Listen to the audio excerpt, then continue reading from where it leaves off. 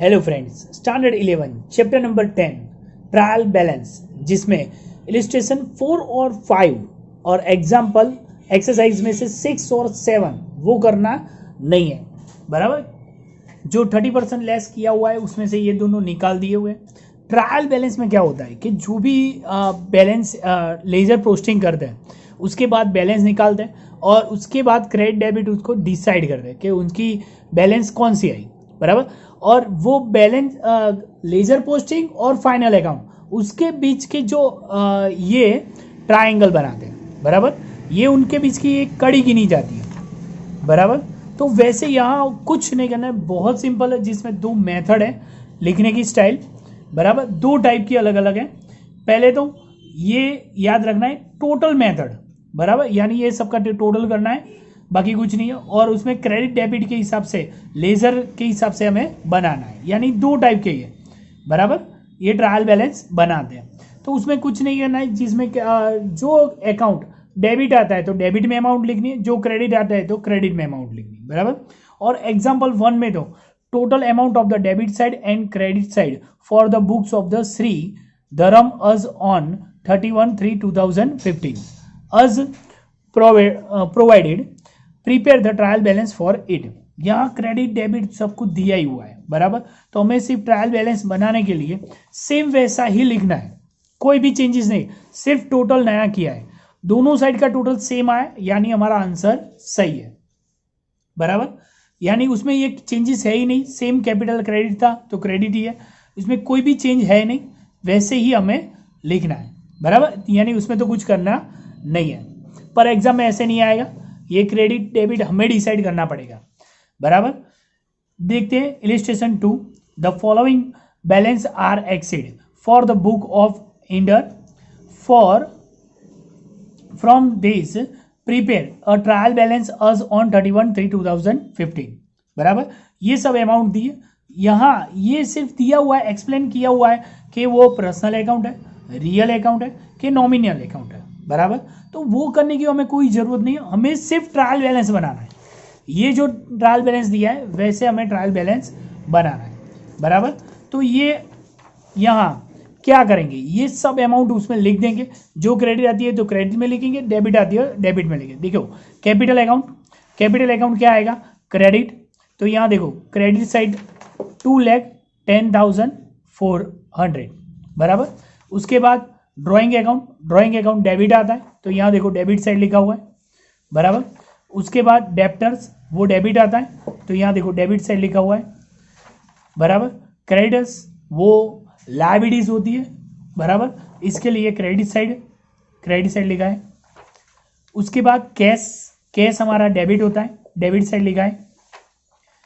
Furniture हमारी assets होती है, एसेट्स वो क्या होगी, डेबिट साइड लिखेंगे। उसके बाद बैंक बैलेंस दिया है तो डेबिट साइड आएगा। बैंक ओवरड्राफ्ट दिया होता तो क्या लिखते हैं, क्रेडिट साइड लिखते हैं, तो bank balance debit side. Okay, commission received हमारी इनकम हुई, कोई भी इनकम होती है तो वो हम क्या लिखना है, हमें क्रेडिट साइड लिखना है। एक्सपेंस डेबिट साइड और इनकम क्रेडिट साइड, तो यहाँ हम क्रेडिट साइड लिखेंगे इनकम। उसके बाद इलेक्ट्रिसिटी एक्सपेंस, ये एक्सपेंस है, एक्सपेंस कौन सी साइड लिखेंगे, डेबिट साइड। वेजेस भी एक्सपेंस है, सैलरी भी एक्सपेंस है, ये दोनों भी एक्सपेंस है यानी डेबिट साइड। बराबर, अब गुड्स डिस्ट्रॉय बाय फायर। बराबर, ये हमारा लॉस हुआ है। बराबर, गुड्स यानी वो क्रेडिट साइड लिखेंगे, सैलरी और वो ये दोनों लिख दिए। बराबर, उसके बाद गुड्स हमारे पास से गया, यानी क्या गया, जाए यानी क्या लिखेंगे, हम क्रेडिट साइड लिखेंगे। उसके बाद 10% गवर्नमेंट सिक्योरिटी। बराबर, ये गवर्नमेंट सिक्योरिटी हमारे क्या होती है, एसेट्स गिनी जाती है, यानी उसको डेबिट करते हैं।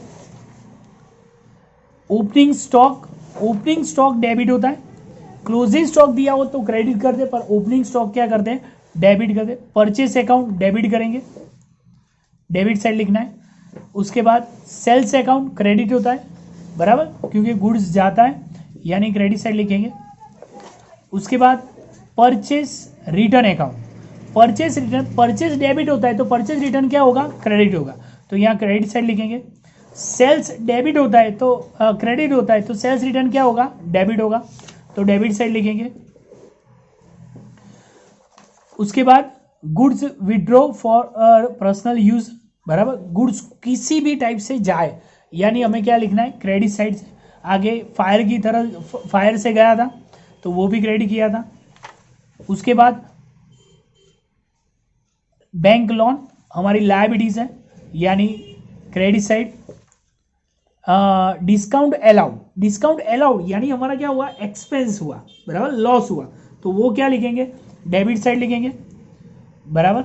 और डिस्काउंट रिसीव यानी डिस्काउंट हमें मिला, वो हमारी क्या हुई, इनकम हुई, बराबर, तो वो इनकम साइड लिखेंगे, हमें फायदा हुआ, इनकम साइड लिखेंगे। उसके बाद कैरेज जो हमारा एक्सपेंस है, expense debit side. Loss due to the fire 3000, वो हमारा लॉस है यानी ये 3000। टेलीफोन एक्सपेंस हमारा एक्सपेंस हुआ, एक्सपेंस यहाँ लिखेंगे।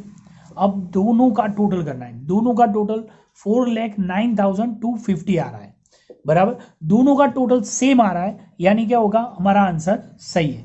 मान लो कि सेम ना आ रहा हो तो हमारा आंसर क्या होगा, गलत होगा, बराबर। ये जो बनाया हुआ है ये ट्रायल बैलेंस हमने क्या है, सिंपल मेथड से बनाया, बराबर, टोटल वाली मेथड से बनाया, बराबर। अब trial balance prepare to the statement method, statement के हिसाब से बनाते हैं, यहाँ डेबिट क्रेडिट के हिसाब से बना, ये डेबिट क्रेडिट के हिसाब से बनाया स्टेटमेंट मेथड, और ये टोटल लेजर की मेथड से बनाया, बराबर, मेंशन इल्यूस्ट्रेशन ये लेजर की मेथड से बनाया, यानी डेबिट क्रेडिट अलग लिख के भी हम ऐसे कर सकते हैं। जो डेबिट है वो डेबिट में लिखना है, जो क्रेडिट अमाउंट दी है वो क्रेडिट में लिखना है, दोनों का आंसर भी सेम रहेगा। ये लिखने की दो अलग अलग मेथड है, बराबर।